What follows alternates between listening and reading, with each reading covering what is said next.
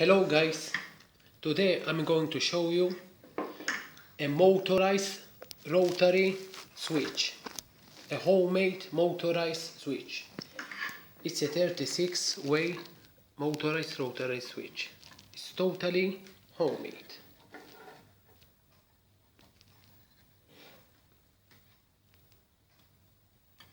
Contacts come in.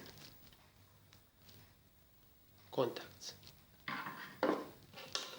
I'm going now to operate it with a 9 volts battery. Positive, negative.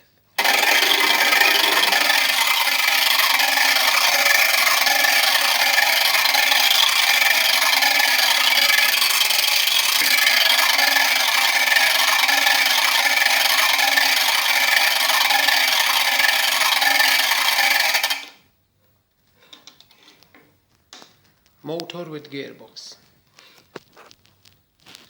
Very cheap on eBay. PCB board. It took me about 8 hours to complete one. I'm going to operate it again.